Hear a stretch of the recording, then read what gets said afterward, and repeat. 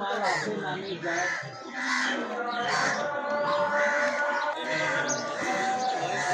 কিছু করবে না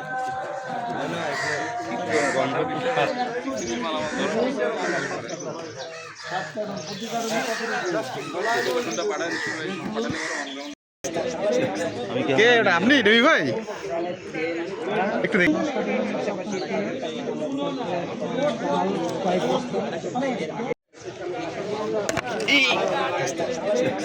কে এটা আপনি রবি ভাই একটু দেখি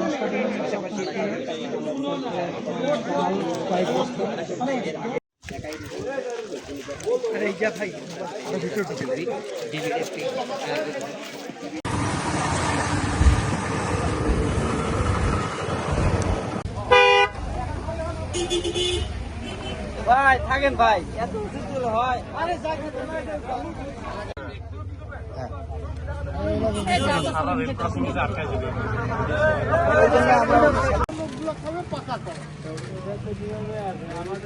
এই যে অনেক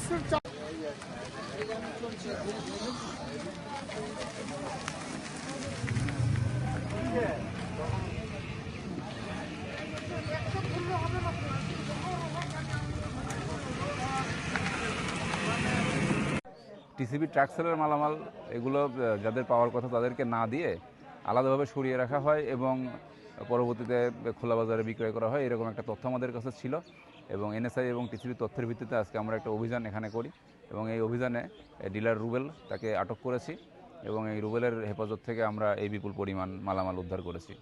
এই মালামালটা আসলে একদিনের মালামাল। সে যেদিন তার সে মালামাল বরাদ্দ পেত সেই দিনই সেই কিছু পরিমাণ মালামাল এখান থেকে সরিয়ে রাখতো। তা আজকে আমরা উদ্ধার করেছি 70 কেজি চিনি, 70 কেজি খেজুর, চিনি 150 কেজি, 150 কেজি বুট, মুসুরির ডাল 613 কেজি এবং ভোজ্য তেল যেটা টিসিবি বিক্রয় করে সেটা হচ্ছে 162 কেজি। তার বিরুদ্ধে বিশেষ ক্ষমতা আইনে মামলা দায়েরের প্রস্তুতি চলছে।